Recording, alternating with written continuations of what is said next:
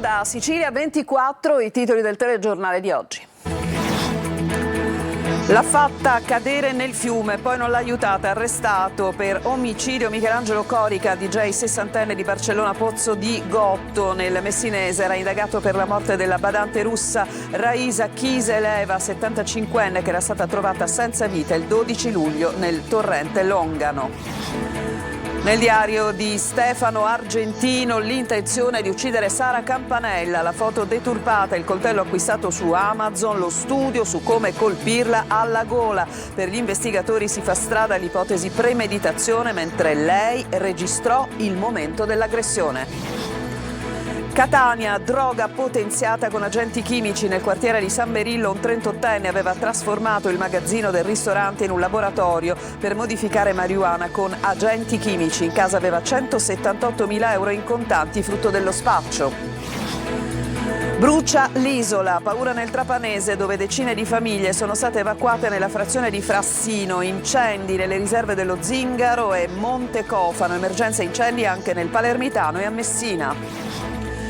A Caltanissetta ancora disservizi idrici, il sindaco annuncia un esposto in procura, dice troppi disagi. Maria Grazia Cucinotta, regina Cine Nostrum, la rassegna di Acicatena nel Catanese. Il postino, ha detto, rimane per sempre con me, e così ha dichiarato sul film nel quale recitò contro Isi.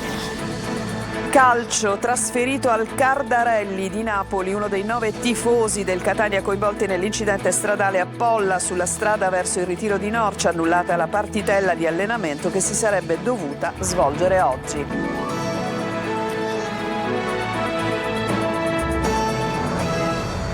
Buongiorno, apriamo il telegiornale con la notizia di un incidente stradale mortale. Un 25enne infatti è deceduto ieri sera in un incidente stradale sulla strada provinciale Siracusa-Floridia. Il giovane che viaggiava a bordo di una moto si è scontrato con un furgone. Per accertare causa e dinamica dell'incidente stradale, la procura di Siracusa ha aperto un fascicolo per omicidio stradale.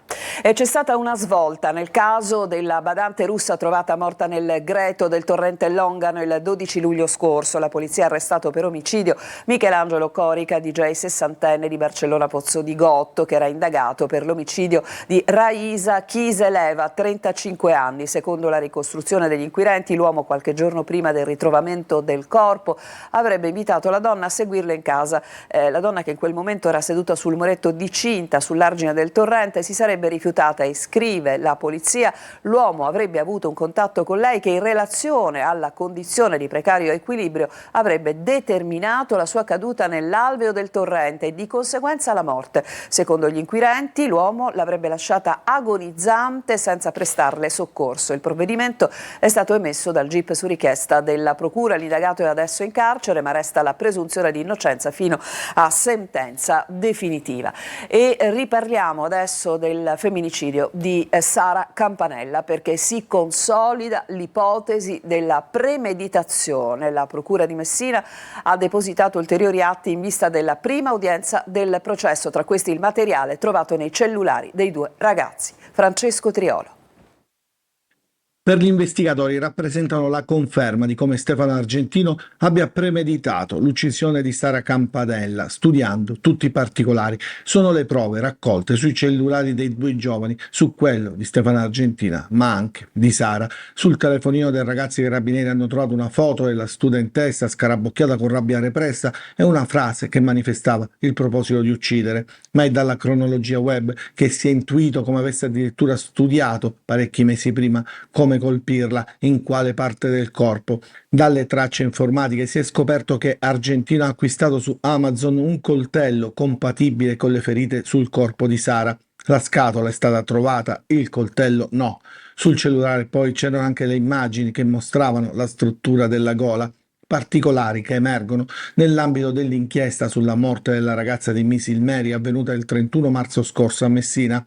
Ma l'indagine, coordinata dal procuratore Capo Antonio D'Amato e dalla sostituta Alice Parialò, che hanno depositato gli atti suppletivi, porta alla luce anche una registrazione che la giovane in quegli attimi terribili era riuscito a far partire una registrazione che ha raccolto tutte le fasi dell'aggressione mortale e che ora rappresenta una prova per il processo che partirà il 10 settembre davanti alla Corte d'Assise.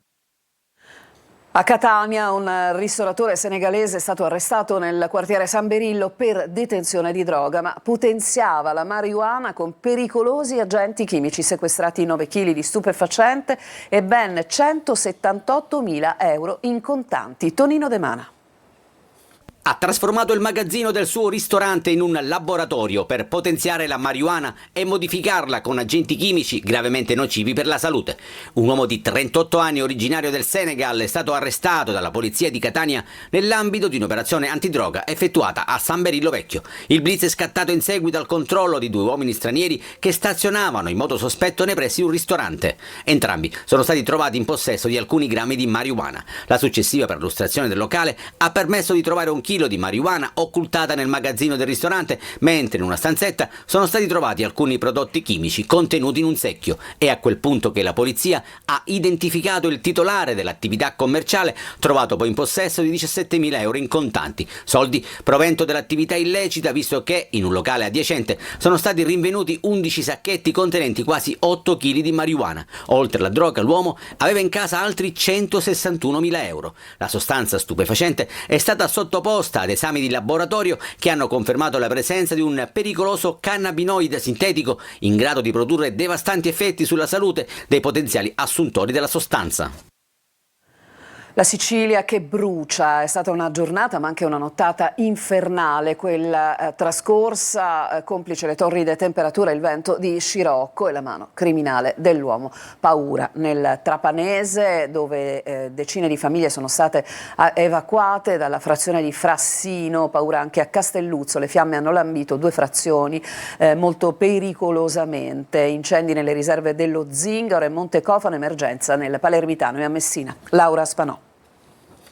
Ancora una volta nel Trapanese è bastata una giornata di caldo torrido e il vento di scirocco complice la mano dell'uomo che è scoppiato l'inferno. Paura nella frazione di Castelluzzo a San Vito Lo Capo, assediata per tutto il pomeriggio dalle fiamme, dove i forestali hanno salvato un ultracentenario che vagava tra fumo e fiamme e un ragazzo uscito per andare a salvare il suo gregge. Strade interrotte, automobilisti per ore in fila lungo l'arteria che collega San Vito Lo Capo a Trapani. Fuoco a Macari, a Inici, Napola, Calatafimi, Fulgatore. Fuoco nella riserva dello Zingaro fin sulla cima, da cui poi sceso dal versante nord raggiungendo Calampiso, Sausci fino alla Tonnara del Secco. Sulla zona i lanci di un Canadair giunto nel tardo pomeriggio. Intanto nella frazione di Frassino a Custonaci, già colpita domenica scorsa, decine le persone evacuate per precauzione. Da qui il fronte del fuoco si è allargato e ha raggiunto la riserva di Montecofano, illuminato a giorno. Fuoco anche a Montesparaggio, a Buseto. La prefettura ha coordinato il lavoro di un centinaio di forestali, altrettanti vigili del fuoco e volontari della protezione civile,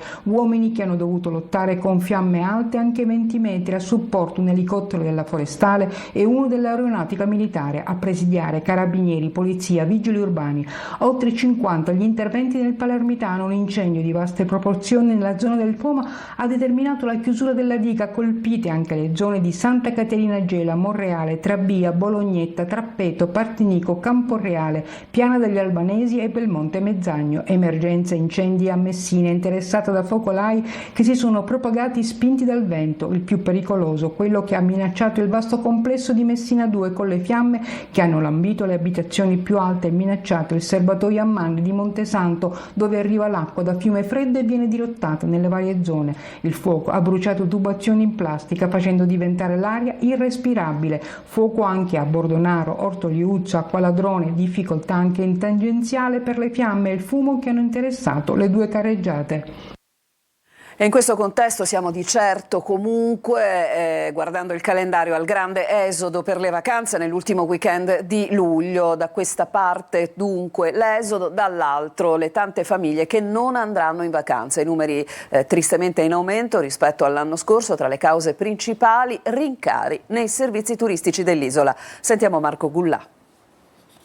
Un weekend da bollino rosso nelle autostrade dell'isola. Nell'ultimo weekend di luglio sono in tanti i siciliani che viaggeranno lungo le strade della Sicilia. Tra le più trafficate la 19 Palermo-Catania e la 29 Palermo-Mazzara del Vallo, con 1 milione di auto in circolazione. Ma non saranno vacanze per tutti, perché stando ad un report di Asso Utenti, il 49,2% degli italiani rinuncerà a spostarsi. Ad incidere tantissimo sono i rincari di prezzi e servizi nel settore turistico. La Sicilia, tra l'altro, pur essendo tra le mete predilette per una vacanza estiva, è tra le regioni con maggiori rincari sui servizi negli stabilimenti balneari. La media nazionale è del 2%. Arriviamo in Sicilia ad aumenti, per esempio, dell'abbonamento giornaliero pari a più 11% oppure del lettino più 10%.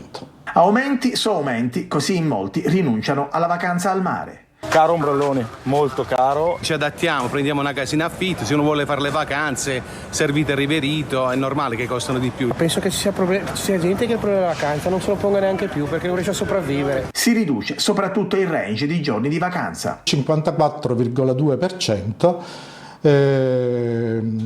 opta per dei soggiorni ridotti. Al massimo 3 giorni o 5 al massimo, ma molto spesso il fine settimana fondamentalmente. Caltanissetta continua la crisi idrica con interruzioni che non si fermano, ma questa volta il sindaco Walter Tesauro ha annunciato un esposto in procura per mettere fine ai disagi. Rita Cinardi. Mentre Caltanissetta sta vivendo giornate di fuoco con temperature che quotidianamente superano i 40 gradi, i cittadini nisseni si sono ritrovati nuovamente alle prese con l'interruzione della distribuzione idrica. Per ben 3 volte in 15 giorni il gestore Caltacqua ha sospeso la distribuzione per consentire la riparazione della condotta, che ha subito guasti in diversi punti della rete. In queste ore, dopo la riparazione da parte dei tecnici di Siciliacque, la distribuzione idrica sta gradualmente ritornando alla normalità, ma questa volta il sindaco Walter Tesauro ha annunciato un esposto per fare chiarezza sui continui disagi che sono costretti a vivere i cittadini di Caltanissetta. È veramente una cosa incredibile che ci sia un'altra rottura e una sospensione con una temperatura di 40 gradi. Io nei prossimi giorni andrò ad esporre questo all'autorità giudiziaria per capire, per avere contezza delle motivazioni per cui avvengono questi costanti guasti e queste continue sostituzioni che chiaramente danneggiano tutti noi, perché con tanta acqua che hanno gli invasi noi dobbiamo patire e non è più tollerabile. Nelle prossime ore i cittadini nisseni potranno tirare un sospiro di sollievo. Da domenica infatti è previsto un brusco calo delle temperature e a meno di nuovi disagi con la distribuzione idrica, visto il caldo rovente degli ultimi giorni nelle zone dell'entroterra, si potrà sperare in un ritorno alla normalità. Adesso ci fermiamo, c'è una pausa, torniamo tra pochissimo per parlarvi della protesta dei lavoratori ASACOM, appunto i lavoratori che operano nel settore dell'assistenza ai disabili. A tra poco.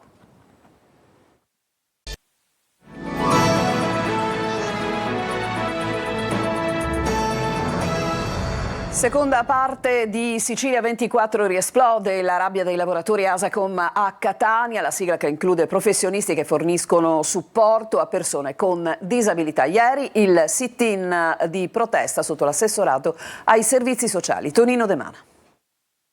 Un servizio senza qualità è un'inclusione a metà. Diritti e dignità non si negoziano ed ancora i bambini sono tutti uguali. Sotto gli archi della Marina, al riparo dal sole cocente e di fronte all'assessorato comunale ai servizi sociali, riesplode la rabbia dei lavoratori ASACOM che da tempo chiedono garanzie salariali. Nel patto di accreditamento si chiedeva altro, aggiornamento professionale, si chiedeva tanto altro e non è stato rispettato. Non sono lavoratori qualsiasi, si occupano di assistenza all'autonomia e alla comunicazione degli studenti con disabilità. Il loro impegno quindi richiede dedizione e sacrifici. Questo non si fa. Gloria, 5 anni. Una nostra bambina fa parte della nostra associazione e ha sentito questa nostra denuncia, ha capito che era fondamentale dare il suo contributo, quindi oggi voleva essere qui con noi per far capire all'assessore e a tutto il comune di Catania che non si procede in questa maniera. Non le manda a dire il segretario generale CISL Maurizio Attanasio, che riconosce l'impegno del sindaco trantino, ma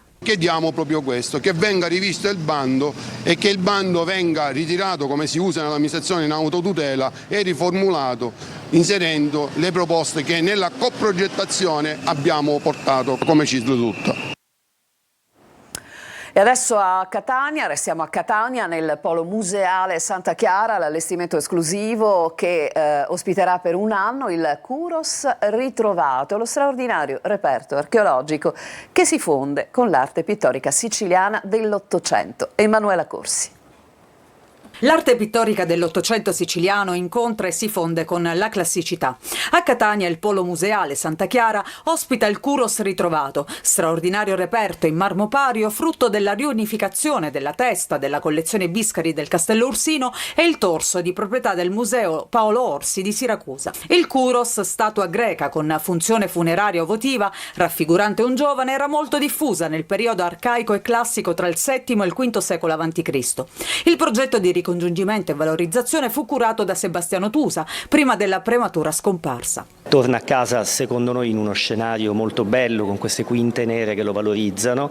L'opera, tornata a Catania, è stata esposta nell'atrio del polo museale ed introduce il visitatore ad un'esperienza immersiva nell'arte pittorica catanese, con la mostra romantica, volti, immagini, contaminazioni dell'Ottocento siciliano, con una straordinaria selezione di opere delle collezioni del Museo Civico del Castello Ursino, molte delle quali in esposizione per la prima volta. Per la prima volta l'Ottocento pittorico siciliano e anche catanese viene valorizzato in questo modo, e noi crediamo che questo avrà uno straordinario significato anche nell'ottica dei visitatori. La verità è che noi catanesi non conosciamo il reale patrimonio culturale della città. Allora, anziché pensare ogni volta a immaginare viaggi culturali altrove, intanto cominciamo a compierli a Catania e ci sentiremo appagati. Le mostre resteranno aperte tutti i giorni dalle 9 alle 19. Il postino mi emoziona ancora, così Maria Grazia Cucinotta, protagonista della rassegna Cine Nostrum, al microfono del nostro Orazio Longo. Sentiamo. Da Messina a Roma, a Milano e Los Angeles, per poi tornare con l'Etna nel cuore. La vita artistica di Maria Grazia Cucinotta raccontata a Cine Nostrum, la rassegna del comune di Acicatena in provincia di Catania, giunta alla 20ª edizione. Ho portato anche un ospite perché non era mai stato in Sicilia, ho detto deve diventare un cane sicuro anche lui. È sempre un piacere ritornare in questa meraviglia e ogni volta sempre più convinta che sia il paradiso del mondo. Accompagnata dal simpatico e inseparabile cane Gigi, Maria Grazia Cucinotta parla del film che ha rappresentato certamente la svolta della sua carriera, iniziata come modella, partecipando a Miss Italia nel 1987 per poi debuttare in TV con Renzo Arbore in Dietro Tutta, Il postino del 1994. Io sono il postino, io sono nata in una famiglia di postini, mio papà faceva il postino, mio fratello, mia sorella grande, una sorella di 12 anni e un fratello di 10 anni più grandi di me che sono stati entrambi postini, quindi il postino mi ha accompagnato dalla nascita fino alla morte. Il prossimo anno celebro i 40 anni di carriera, ogni tanto mi meraviglio perché comunque il linguaggio di Massimo è veramente eterno. Cosa ti rimane di lui ancora oggi, un ricordo proprio tuo? Ma il fatto di non avermi mai giudicata, il fatto di avermi fatto capire che tutti i miei difetti sarebbero stati il mio essere unica. Ci fermiamo ancora, c'è un'altra pausa e poi ci occuperemo del Catania, un momento particolare anche per l'apprensione nei confronti dei tifosi vittime di incidente stradale. A tra poco.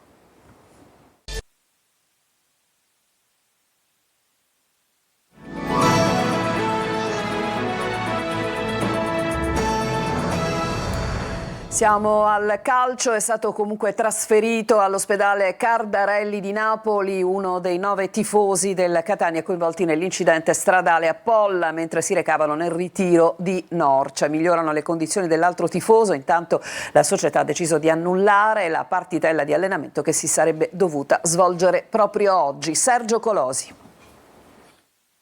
Si è reso necessario il trasferimento in elisoccorso dall'ospedale di Polla al Caldarelli di Napoli di uno dei tifosi rossazzurri rimasto gravemente ferito nel corso di un brutto incidente stradale avvenuto intorno alle 4:30 nei pressi di Polla, poco prima di Salerno, insieme ad altri 8 ultra del gruppo degli irriducibili della Curva Sud, diretti a Norcia per vedere la prima uscita stagionale del Catania, l'allenamento congiunto con il Trodica. Notizie positive per l'altro tifoso, inizialmente ricoverato all'ospedale di Vallo della Lucania, è rimasto in coma, uscito dalla fase critica, si trova in condizioni stabili. In segno di solidarietà annullata la partitella d'allenamento dal Catania, che non parteciperà neppure ad una manifestazione serale. Formulati 3 gironi di terza serie, Catania nel girone C insieme alle altre 2 siciliane Trapani e Siracusa, all'Atalanta Under 23 a 6 formazioni campane, 5 pugliesi, 2 calabresi altrettante della Basilicata e una laziale. La prima giornata di campionato si disputerà tra il 23 e il 24 agosto, conclusione della fase regolare il 26 aprile, sosta il 28 dicembre, 3 turni infrasettimanali, 24 settembre, 11 febbraio e 4 marzo. Lunedì prossimo il sorteggio dei calendari, domenica 17 agosto il primo turno eliminatorio della Coppa Italia di Serie C. Intanto il vicepresidente del Catania Grella, insieme a Giacca, presidente del Trento, è entrato a far parte del consiglio direttivo della Lega Pro al posto di Bianchi e D'Agostino. Non ci sono altri aggiornamenti, Sicilia 24 si chiude qui, io vi ricordo il prossimo appuntamento con il nostro telegiornale alle ore 14, vi lascio adesso alla rassegna stampa curata da Orazio Longo, a tutti una buona giornata.